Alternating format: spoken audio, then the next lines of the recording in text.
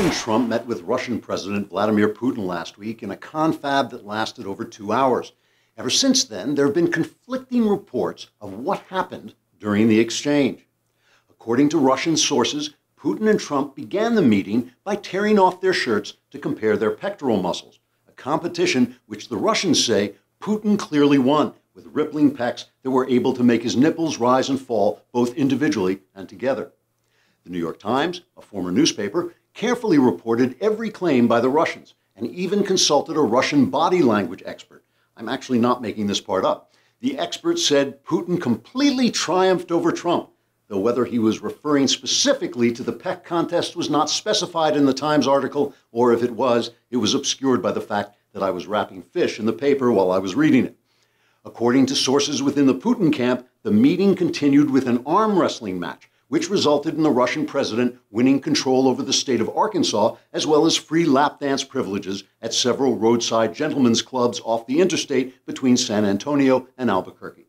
The Russian sources say Trump was forced to beg for mercy from Putin after Putin, quote, showed strength like great Russian bear, causing many females to faint in admiration, unquote.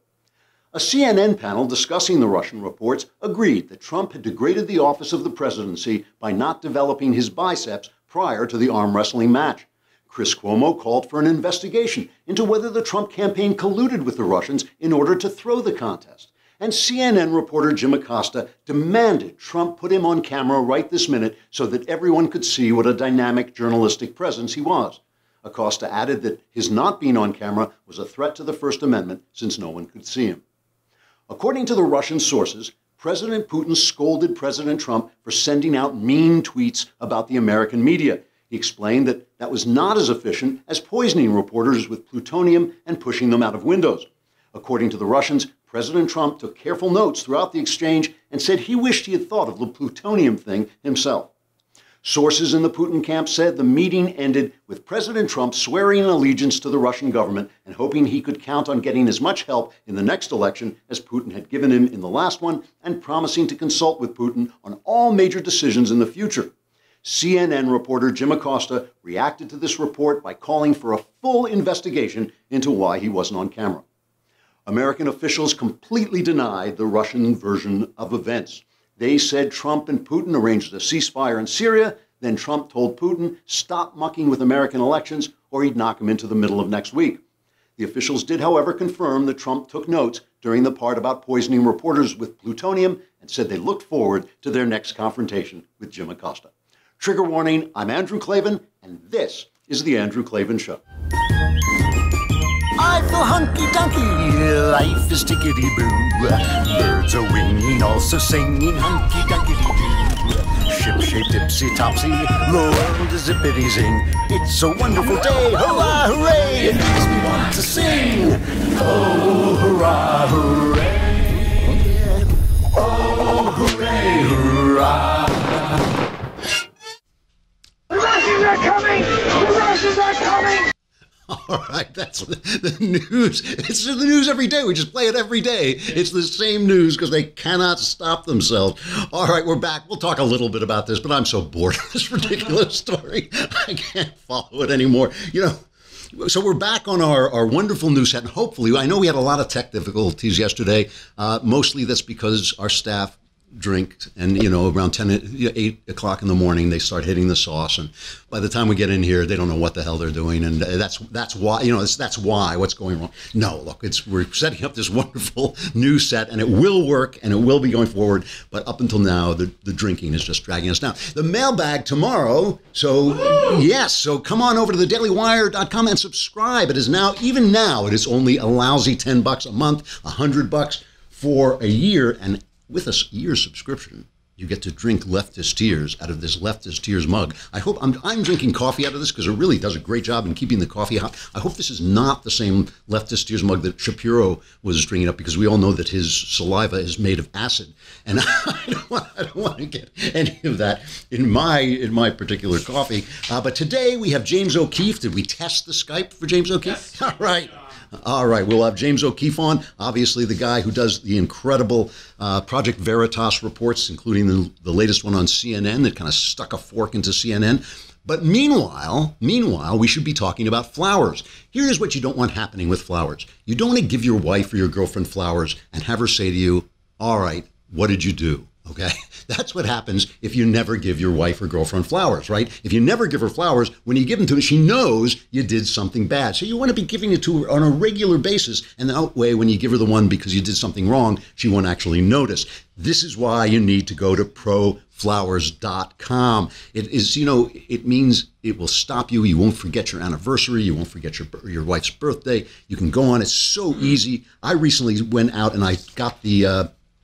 let me see if I can remember what the name of the thing was. It was, hold on, I'll tell you.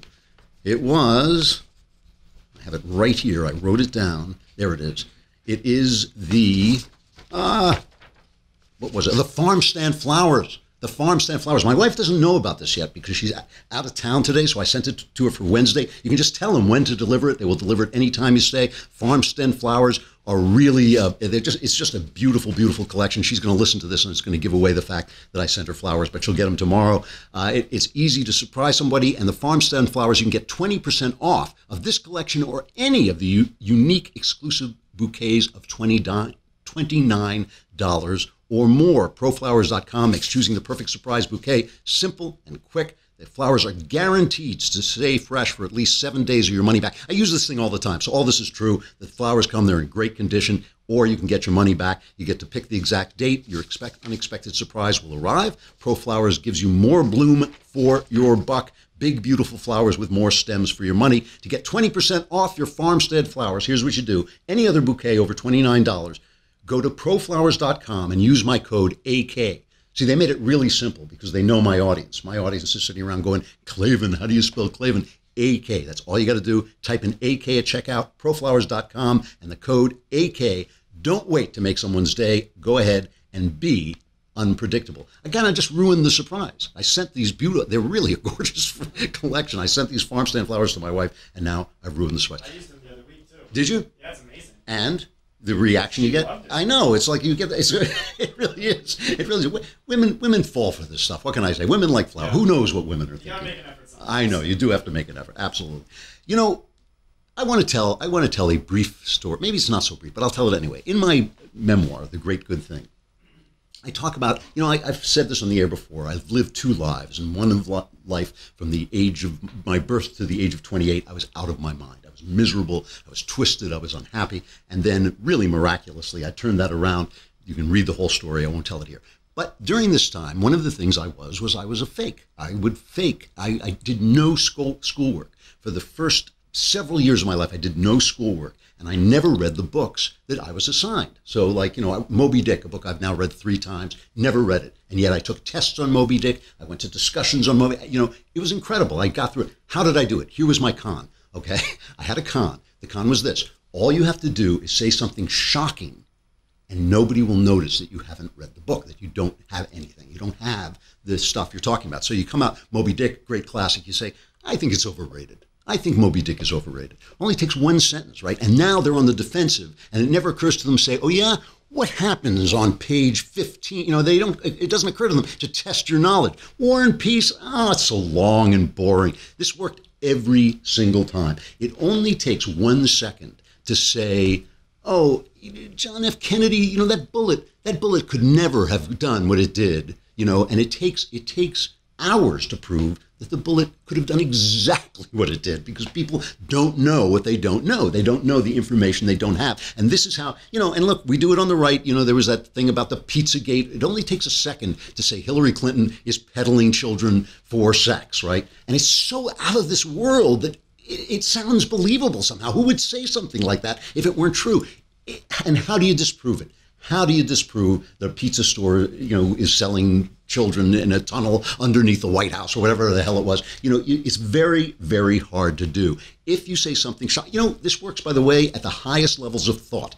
If people say to you, very soon, science is going to prove that the self doesn't exist. It's simply a matter of chemicals and electricity.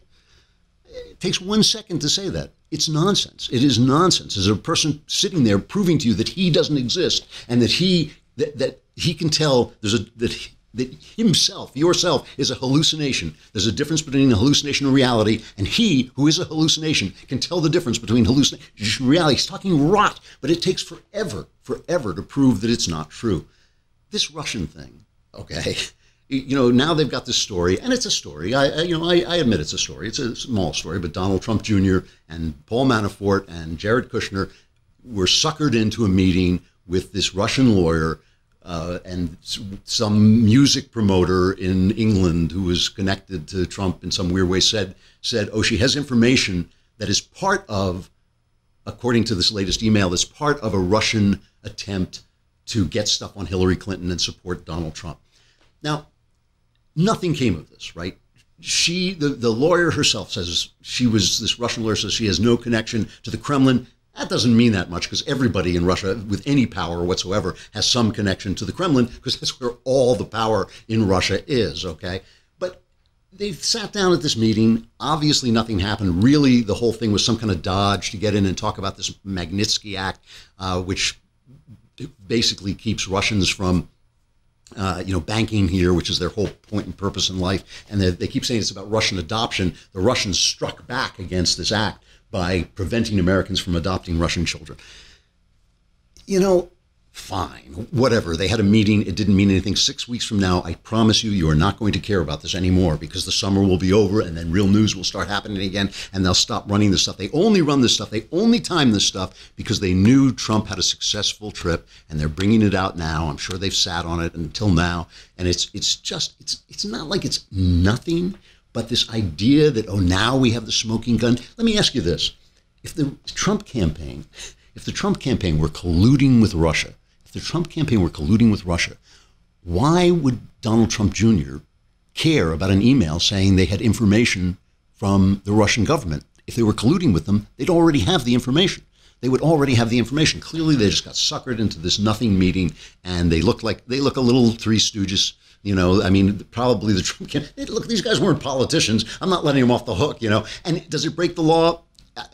This country is so overregulated that you can't brush your teeth without breaking a federal law. But it's highly questionable whether they broke the law. The law says a campaign can't receive money or anything of value from a foreign national.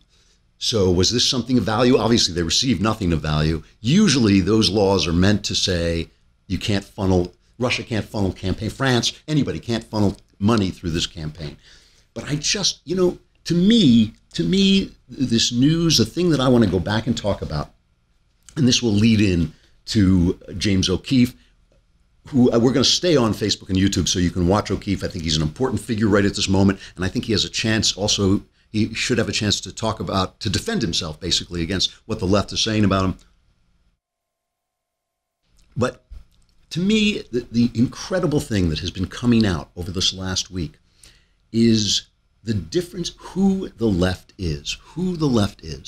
In Hamburg, you had these riots, the left burning the city to the ground, leaving people, they're destroying their work, their shops, injuring people, hurting cops. Bill de Blasio, the mayor of New York, leaves his city while there is a vigil for this murdered policewoman, right? This woman who's sitting, she's a mother of three, she's sitting in a car in a gang-infested area, and somebody just walks in and blows her away. And Bill de Blasio is joining the fight. He's joining the resistance in Hamburg. And this mayor is about to get reelected. He's going to get reelected. There's nobody to oppose him. There are no Republicans left in New York. A police officer yesterday, I don't think we have his name. I don't think he gave his name. A police officer went on a rant, and he posted it online. Take a listen to this, because this is the voice of a guy who has dedicated his life to keeping you safe, to keeping the bad guys from hurting you, no matter what color you are. He doesn't care what color you are. He just cares who are the sheep and who are the wolves. He is out to corral the wolves. That's his job, and he's watching this go on, and here's part of his reaction. The one thing I want to know is, have we got him? Where the hell are all the celebrities now? Where's all the sports teams wearing NYPD stuff? Where's the hands up, don't shoot people? Where are you right now? Why is it every thug, every career criminal, every piece of garbage, lowlife scum of the earth gets the attention when they're shot and killed for breaking the law, for threatening others, for victimizing people. When they're shot and killed by the police, they become heroes. Their families become millionaires. You got a New York City police officer, mother of three, out there, sitting in a gang-infested precinct, sitting there in a high-visibility post to deter crime. She's just sitting in a vehicle. And this coward walks up and shoots her right in the head. That's a victim. Of course, these morons will swing it that this guy was a misunderstood youth, victim of the system, and he was angry at the police. And others will say it's the police's job. The risks are there. They know the risks, so they get killed, they get killed. That's a person that chose that job to make a difference. That's a mother of 3 children. She went to work and didn't come home. An honest man out in the street who's just lost a colleague. And here's what the left is talking about. The Russians are coming! The Russians are coming! So President Trump, in keeping with this, right, in the same theme here, President Trump goes and makes his speech in Poland where he talks about Western civilization and whether Western civilization has the will to survive. And the people are waving American flags and they're chanting his name and they're cheering for him. Here is Jeff Zeleny, who is now, I guess he's now with CNN, but he used to be with the New York Times. He is the guy who famously, when he was the political reporter of the New York Times, asked President Obama, got a chance to ask the President of the United States a question, and his question was, what enchants you about being President of the United States? This is that clown, right? This is the guy, they give a Pulitzer Prize to this guy.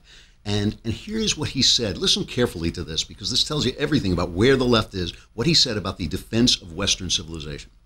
I would argue that this speech is one of the best speeches in terms of a thematics and staying on message and sort of offering a worldview that he's given yet. And the setting was interesting. It was in the Krasinski Square in Warsaw. Thousands and thousands of people were waving American flags and Polish flags. But this is not a speech he could have given really any place else. And this is a white America first kind of speech. He was offering a very stark view, actually, about about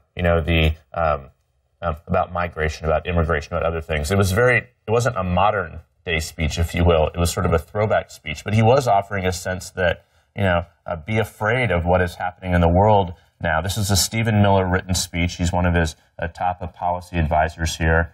And it was praised in a lot of corners, but he probably couldn't have given that speech here in America. Right.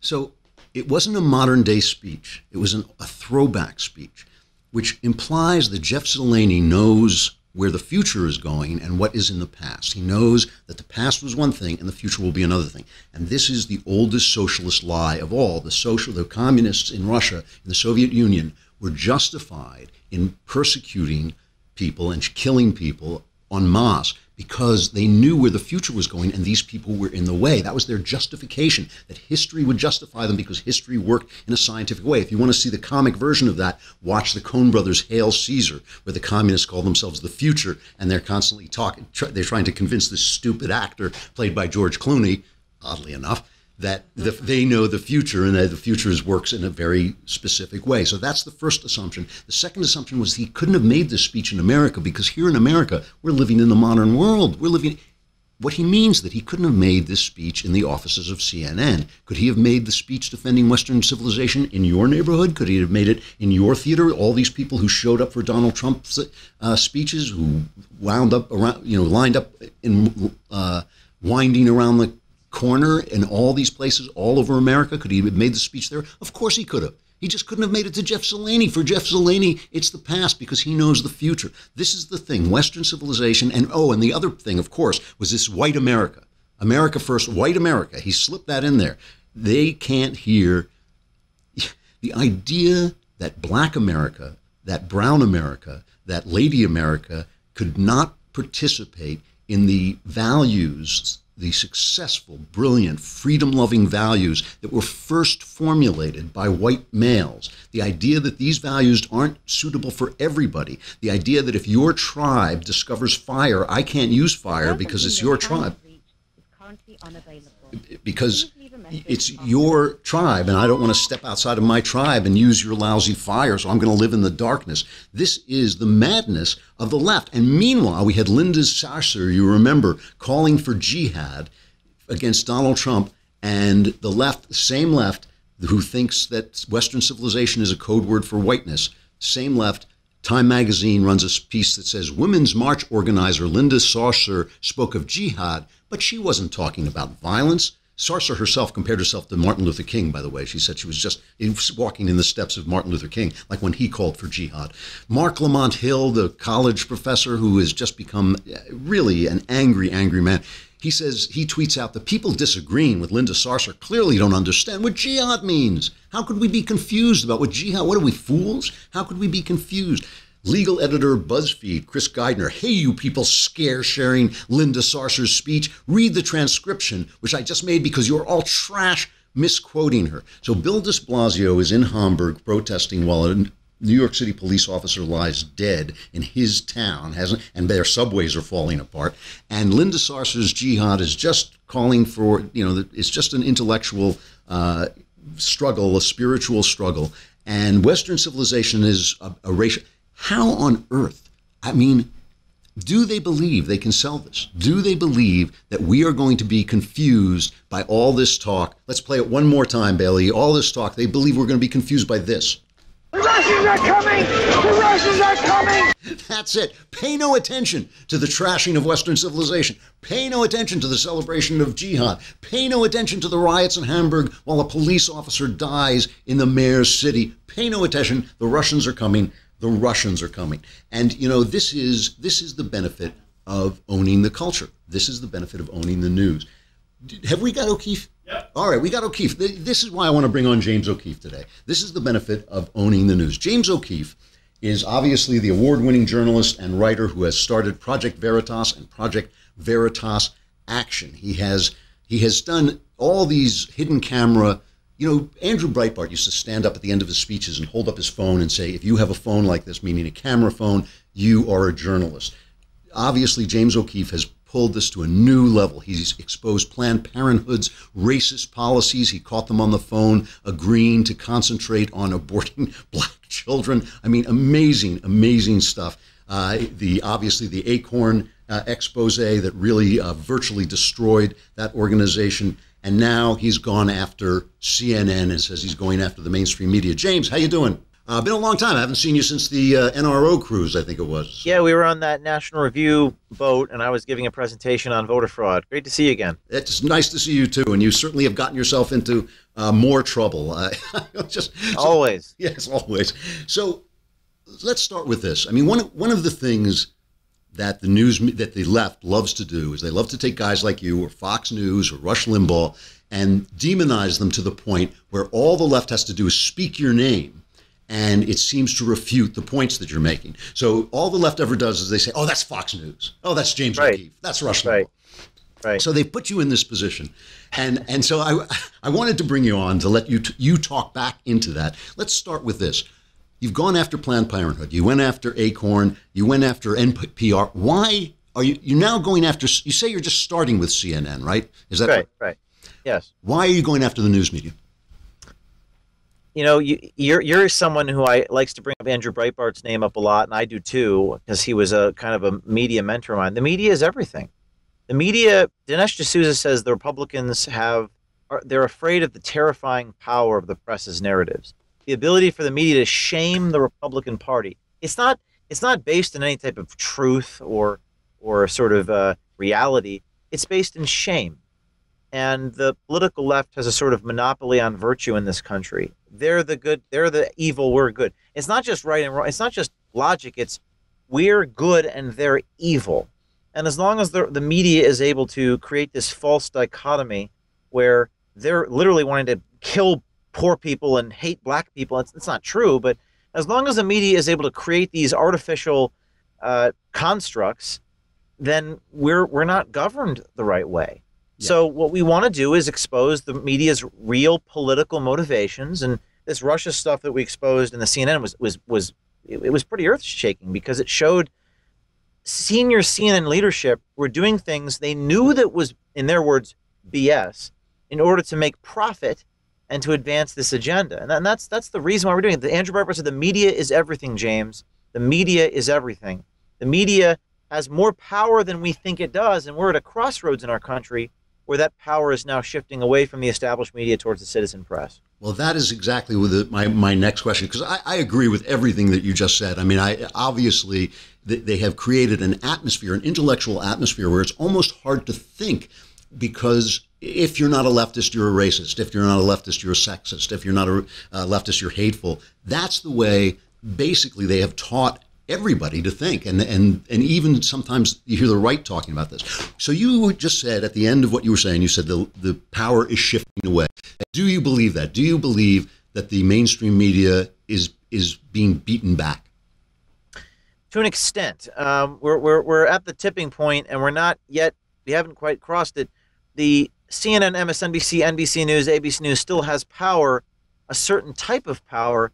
They have power over certain people. The Republican Party, they have power over the Republican Party. They don't have power over the voters. The voters voted for Trump despite the media. I don't think Trump had a single cheerleader in any media, and Trump won despite them. But they have power over Mitch McConnell. The media has power over Paul Ryan. I mean, incredible power. In fact, if you're a Republican in D.C., you have 17 microphones pointed in your face. Any human being that cares about their own survival and self-interest would it takes an enormous amount of moral courage living in Washington, D.C. I can't live in D.C., and I'm sure you couldn't either. To live in that environment and be pummeled by this gaggle every day of people who, why do you hate black people? Why do you want Susie to die and take away her wheelchair? You can't do it. So the media has certain types of power, and you're seeing this shift, this incredible thing that's happening where the voters are becoming even more disenfranchised. They have no one to speak for them. The New York Times is, I said on Twitter today, will go down with this ship. They will go down with the Russia story, even if it's fake. They're so invested in it that if they were, Dinesh D'Souza said again, he said, only one person is going to be victorious, the media or Trump. It's one or the other. It's a fight to the finish. Yes. They're so invested in this Russia crap that they will do anything, even if it means inventing a new Nixon and manufacturing the crime. They'll do anything to win. So you're seeing a lot of things happen right now. So what does Veritas do? My organization, we are exposing the media with hidden cameras, and CNN is only part one. That's what I wanted to ask you again. I mean, CNN is great because it has this aura of being the kind of the news station, the cable news station, even though not anymore. Yeah. Yeah, that was kind of nasty of you to do that to them. But of course, the big fish are the Times, CBS, NBC, ABC. I mean, the people don't realize that the networks have 10 times the viewers of cable stations. I don't want to give anything away, but are you going to move on to these bigger fish? Yes. I'll just say that. Okay. All right. Yes. We already have footage on our hard drives secured in multiple locations. So if anything were to happen to me, it'd come out.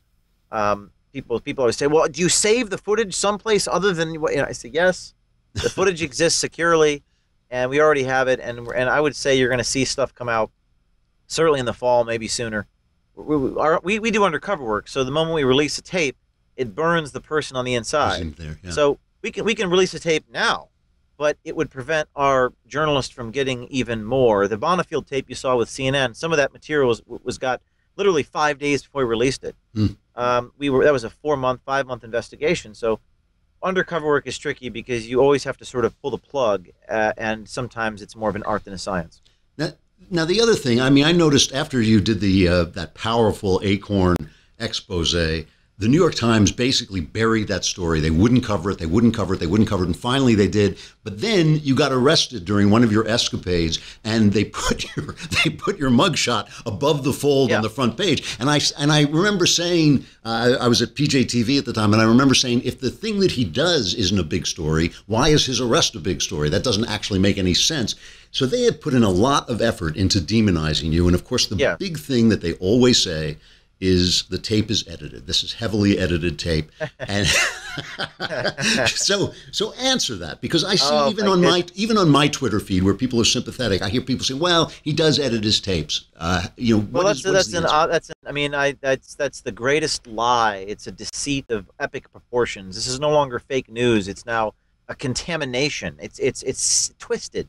I mean, Roger Simon wrote a great piece here. It's more amazing than I could write, and he writes that all videos are basically unfairly edited, as Sergei Eisenstein and the early Soviet directors demonstrated. It's the nature of the medium. Some things get left in, and some things get left out. But of course, if you look at the actual aesthetics of it, what we show is true. We don't take anything out of context. The word "edit" is an obfuscation. I mean, the New York Times edits their articles. You don't get to see the anonymous sources. You don't get to hear the intonation of the source talk to the reporter. You don't get to. They paint a portrait with adjectives and words. What Veritas does is show you the videotape. It's inherently real. It's more real than any other type of journalism. And what I've discovered in doing this is Veritas isn't just exposing corruption and fraud and deceit. We're exposing the whole matrix. We're exposing the greatest lie, the lie that, for example, teachers unions care about children. And then we got the teachers union president say, we hate children, it's all about the money. They cannot accept the reality that we deliver. So the instinct of any organization or individual is survival. So they call me names, I'm a criminal, I'm this, I'm that. But when it comes to the editing thing, all journalism is edited. The difference is, Andrew, we leave in what they omit. we show the things they don't want you to show. So really, it's not so much that we edit. They would argue that we're reductionist, but teachers unions are good because they give money to the Democrats. They just have this cognitive dissonance, this rationalization. So it comes out, well, he edits the film. Well, there's no out of context edit. Van Jones did indeed say that Russia is a nothing burger. Was he talking about? But they'll say, but that's bad that you're showing the American people that, because the American people will come to the wrong conclusion about Trump. It's a rationalization that you're seeing. Is Van Jones, when Van Jones said that, was he talking about the entire Russia story, or was he talking about a specific story? He's talking about the Russia. He says, well, this is the hidden camera. We approach Van Jones. This is the big story, one of the big stories on CNN. Right. And he goes, oh, Russia's just a nothing burger. There's nothing you can do about that. Right. And that's a little open to interpretation. What does he mean? He was explaining himself awkwardly on Anderson Cooper the other night, and it was really hilarious to watch. But the point to you is there's a conflict of visions between us, you and I, citizens, who believe that the American people deserve to have unfiltered, raw, true information, and the New York Times and CNN, which says, no.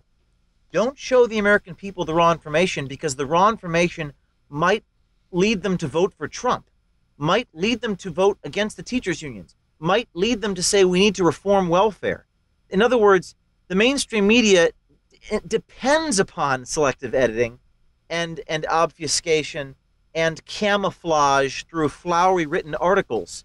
And Veritas presents to you raw, unfiltered information. So to answer your question is, of course they have to say that don't look at that tape. Don't look at that tape.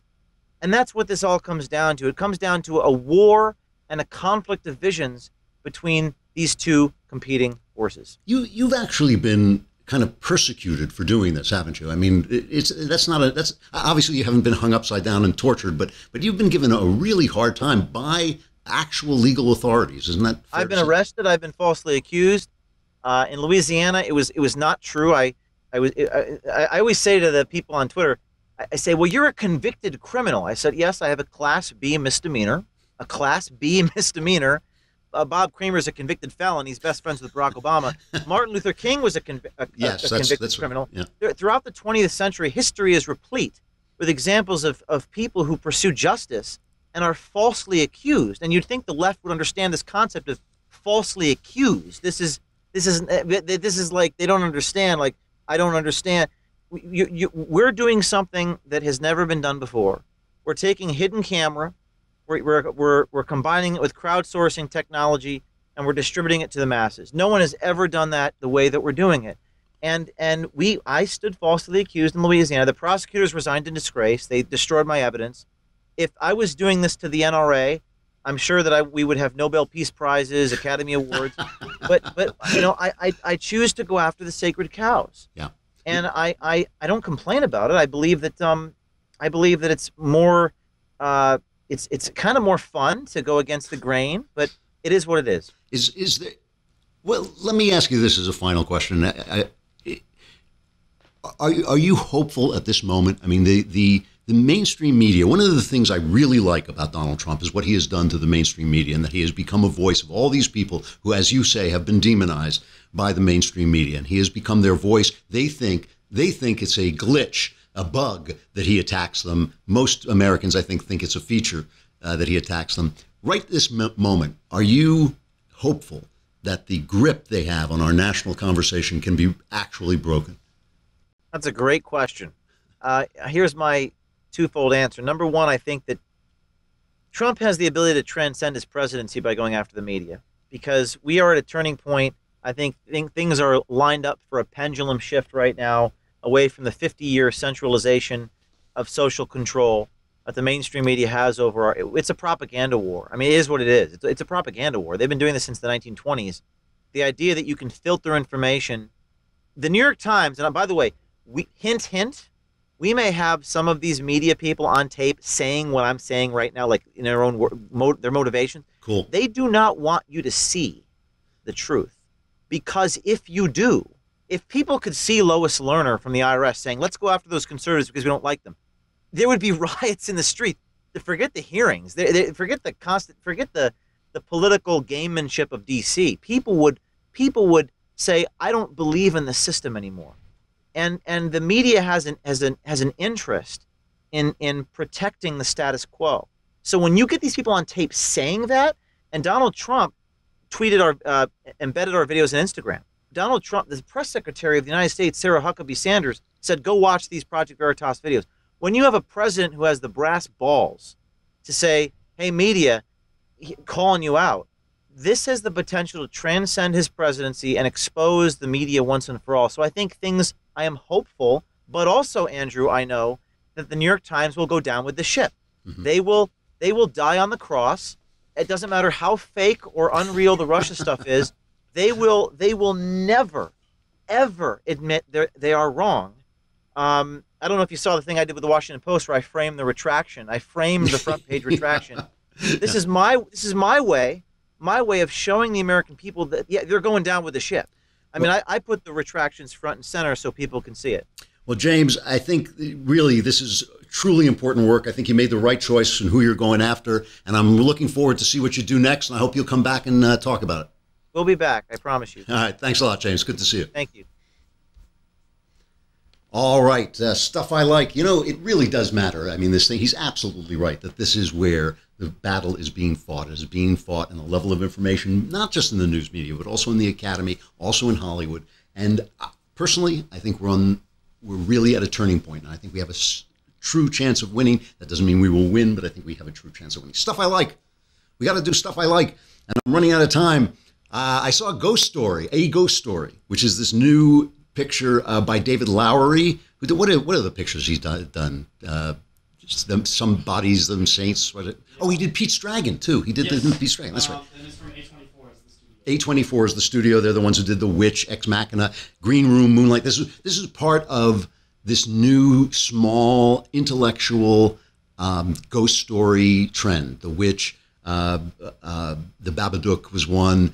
It Follows was one. Ex Machina kind of one, sort of more science fiction. Green Room, which I haven't seen, but which I heard is really tense and interesting. So, but Ghost Story is different, and it is Variety, the trade paper, called it intermittently successful, and I would say that is right. There is a moment in the middle of this picture that really works, and basically what it is it's Casey. This is not giving you. This is just the premise. Casey Affleck and Rooney Mara, young lovers. He dies, and he comes back as a ghost who looks like a Halloween joke. He is just a sheet with eye holes in it. That's what he is, and he follows her around.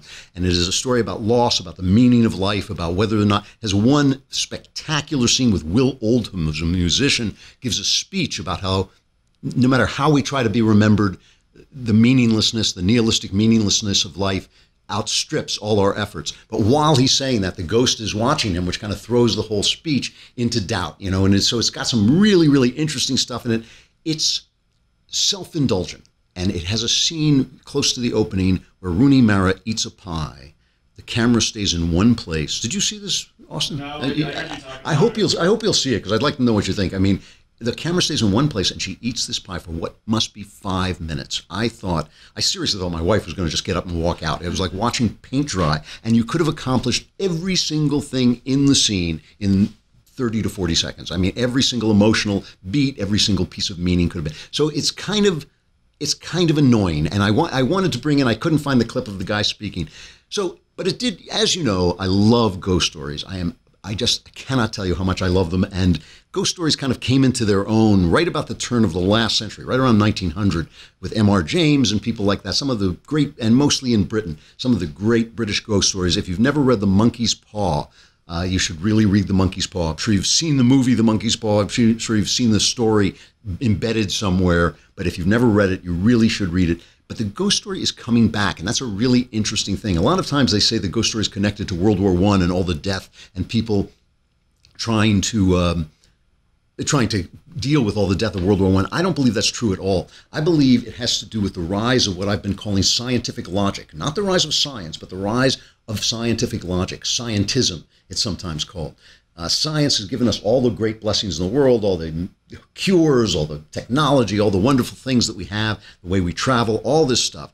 But it has done it at a price, and the price has been that it has said to us, in order to believe in our science, you have to stop believing in anything else. You have to believe that we have this hammer, and therefore everything is a nail. And I believe that logic is collapsing, because if you follow that logic to its end, it would mean that you don't exist, essentially. It would mean that you have no free will. It would mean that you have no spirit. It would mean that all your observations are in doubt. They don't mean anything. That was basically the story that was sold to you, that your observations are not reliable, when so often your observations are reliable, and the only way you can tell they were unreliable is because often they're reliable. Otherwise, how would you know they were unreliable if they weren't so often reliable? All the logic of scientism is collapsing, and that's why I think ghost stories are making a kind of a comeback. Very recently, there have been some terrific ones. Paranormal Activity, I think, is very close to being a classic, and has this is the moment. I would just show you this one moment from Paranormal Activity, because to me it's one of the great things about ghost stories. I don't like horror stories. I like ghost stories because of moments like this one. What I love about this is that one line. They've laid out powder because this invisible creature keeps visiting them, and he says there's footsteps in, but there's no footsteps out. I mean, that to me is how a ghost story works. And she says, "Oh my God, that's all you need. That's all you need. There are footsteps in, the footsteps out." And when you first watch that movie, a chill goes up your spine when he says this. I know we're going a little long, but I kept James on because he was really interesting. Let me just play this one scene from The Ring, another of my very favorite ghost story movies that has come out recently. This is the opening sequence. It's based on a Japanese novel and then a Japanese film, but the actual American film with Naomi Watts is the best version of it that I read. I read the book. I saw the Japanese film. This is the best version of it. And so there's two teenage girls watching television and bored out of their minds. Here it is. You can pick something. I don't care. Any idea how many electro rays are traveling through our head every second? I got a better one. Have you heard about this videotape that kills you when you watch it? What kind of tape? A tape. A regular tape. People run it, I don't know. You start to play it, and it's like somebody's nightmare. Then suddenly, this woman comes on, smiling at you, right? Seeing you through the screen. And as soon as it's over, your phone rings. Someone knows you've watched it. And what they say is, you will die in 7 days. And exactly 7 days later. Who told you that? Somebody from Rivera. Who told you? What's your problem? I've watched it.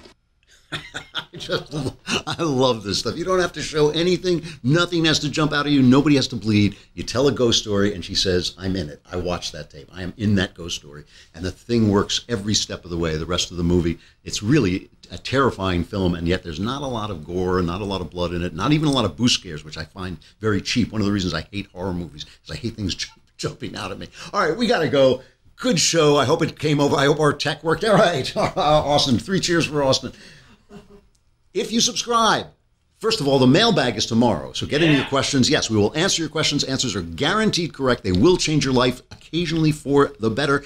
And if you subscribe, you can not only be part of the mailbag, but if you subscribe for a year for about $100, you get this cup out of which you may drink leftist tears. I have been drinking them throughout the program. Jess heats them up for me, and I get free hot leftist tears.